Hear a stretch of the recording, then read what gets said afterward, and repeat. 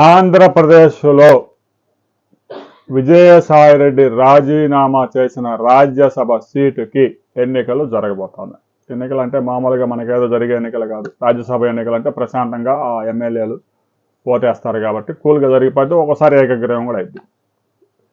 ఇక తెలుగుదేశం పార్టీ అధినేత Chandrababu Naidu Europe tour ముగించుకొని ఢిల్లీలో దిగి ఈరోజు కేంద్ర హోంమంత్రి అమిత్ షాను కలవబోతా ఉన్నారు.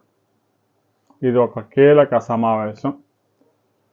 తమిళనాడులో ఎవరైతే బీజేపీ అధ్యక్షుడిగా చేసిన అన్నామలై మాజీ ఐపీఎస్ అధికారి ఉన్నారో అన్నామలైని ఆంధ్రప్రదేశ్ నుంచి విజయసాయిరెడ్డి ఏదైతే రిజైన్ చేశాడో ఖాళీ అయిన స్థానం నుంచి రాజ్యసభకు పంపించే అవకాశాలు కనిపిస్తూ ఉన్నాయి.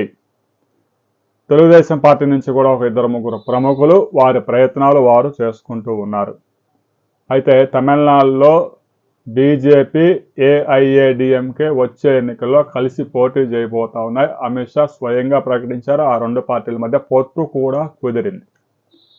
ఈ నేపథ్యంలో అన్నామలై ఇప్పటికే 2 సార్లు రాష్ట్ర బీజేపీ అధ్యక్షుడిగా చేసి ఉన్నాడు కాబట్టి బీజేపీలో 2 సార్ల కంటే ఎక్కువ పదవి తీసుకునే సోర్స్ లేదు కాబట్టి అన్నామలైని కేంద్రంలో మంత్రిగా చేయబోతా ఉన్నారు.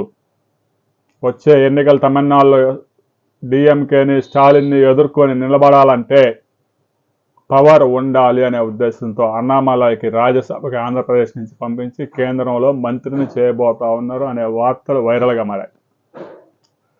ఈ విషయాన్ని చర్చించేందుకే ముఖ్యమంత్రి చంద్రబాబు నాయుడు అమిత్ షాని ఈరోజు కలవబోతా ఉన్నారు అనే విషయం కూడా ఇప్పుడు జాతీయ మీడియాలో కథనాలు వస్తూ ఉన్నాయి.